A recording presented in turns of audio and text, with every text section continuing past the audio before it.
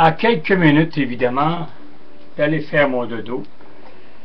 Je trouve ça plus qu'écœurant, plus que... C'est lamentable, c'est très lamentable, de la part de Redemptoris, qui propage dans tous les ondes télévisées ou radiophoniques, ou même journalistiques sur papier, de dire qu'il y a déambulé 1 million de personnes à Sainte-Anne-de-Beaupré. Et les colons de journalistes, TVA, entre autres, Radio-Canada, V, et un paquet de quotidiens sont venus faire la grande ouverture, évidemment, du lancement de la fête de la Côte de Beaupré. La grande fête, si vous aimez mieux. Ils sont venus de toute Acadie, dans, évidemment, la galerie d'art ni vu ni cornu que nous avons à Sainte-Anne-de-Beaupré. Il y avait des journalistes qui ont même diffusé le journal télévisé à midi, Radio-Canada ou TVA, et ça se prend pour les bons dieux du monde, pour les rois du monde, et les comptes services, quand ils ont bien vu qu'il y avait environ 100 personnes en tout et partout, et qu'ils font leur enregistrement pour la météo et pour le verdict, évidemment, de la grande fête.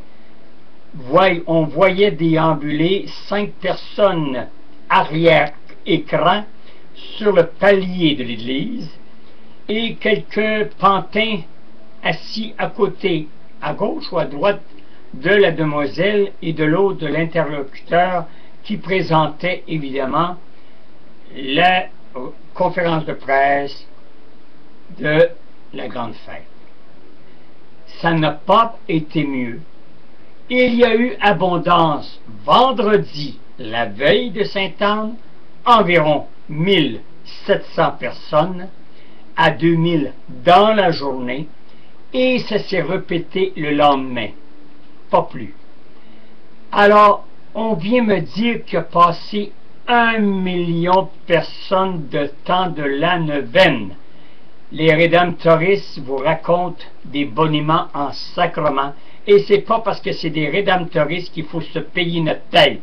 On est des citoyens, on est des commerçants, on est 8 à 11 commerçants sur la rue, on doit savoir en tabarnak comment est-ce qu'il y a du monde ou pas sur la rue. Ça a été l'année la plus désastreuse depuis les 60 dernières années de Sainte-Anne-de-Beaupré. Un historien m'a dit que nous faisons nos dernières grandes cérémonies, parce que Sainte-Anne est appelé à mourir de lui-même. Après tout, les vieux vieillissent, c'est pas eux qui vont venir dans 10 ans à Sainte-Anne, et ce n'est surtout pas les jeunes qui, pour eux autres, leur bon Dieu, c'est le iPod, c'est le cellulaire, c'est bon, des textes sur le téléphone intelligent, parce que maintenant les jeunes sont tellement intelligents qu'il faut qu'ils comptent, évidemment, 2 plus 2, ça fait 4, mais les autres ne le savent pas, alors ils prennent le téléphone pour savoir si 2 plus 2 fait 4. C'est le même qu'on instruit nos jeunes, mais ça va bien aller dans la vie. Alors, c'est pour la raison, arrêtez de croire ces hosties de journalistes de pacatille, quels qu'ils soient, tout confondus, qui prennent l'initiative d'aller dire qu'il a passé 1 million et croire les paroles mensongères et diffamatoires venant directement de Rédemptoristes.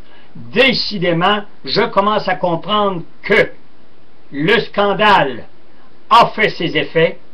Maintenant, on n'entend plus parler des Rédemptoristes, mais vous devez savoir que dans quelques jours, c'était censé être lundi à 9h52, faire le dévoilement comme de quoi qu'ils vont en rappel. Il y a probablement eu un changement, peut-être radical, et qui vont se soumettre à l'indication juridique, oui, de payer ce qui est en cause, je pense 10 millions, quelque chose comme ça.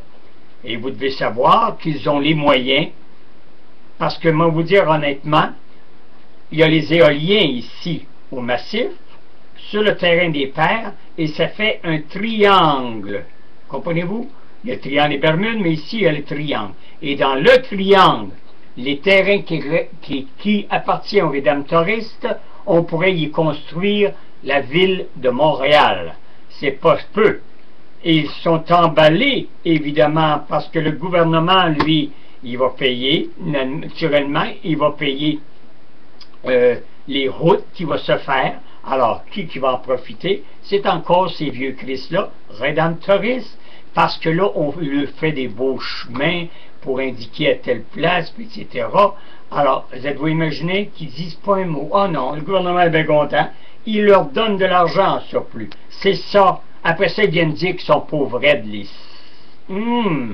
Alors, je m'emporte, mais c'est ça. Deuxième, évidemment, je l'ajoute sur cet éditorial-là, parce que je ne voulais pas faire deux éditoriales. Vous avez le maire de Trois-Rivières qui s'en prend au maire Labaume. Quand lui congédie des employés parce qu'ils se font harceler par d'autres, évidemment, on dit d'autres fonctionnaires, et que les employés, certains employés se sont fait harceler. Tout récemment, il a même congédié parce que, cher monsieur, il y avait des employés qui avaient un sens d'orientation peut-être homosexuel, parce que vous savez que c'est un homophobe. Oui. Alors, homotogénaire, évidemment, de monsieur Labaume, parce qu'il lui aussi est maire d'une ville. Alors, le maire de Trois-Rivières, vous êtes un con de service vous aussi, et décidément, vous en prendre au maire Labaume, ça démontre votre pas grande intelligence et votre médiocrité. Et si les journalistes, encore une fois, se réveilleraient et qui iraient voir, ou venir me voir tout simplement, je leur dévoilerai des dossiers qui probablement bougeraient la cage, parce que c'est des faits vécus, je vous les ai déjà mis sur l'éditorial, mais vous avez de l'air à dormir sur la prise, certains journalistes. Allez voir mes éditoriales il y a longtemps, parce que c'était des cas vécus, et j'ai même les noms, les listes. Alors, ce maire de Trois-Rivières qui s'en prend au maire Labaume, ben, il vient d'arriver deuxième, parce que plus con que lui, il n'y en a certainement pas. Salut, tabarnak!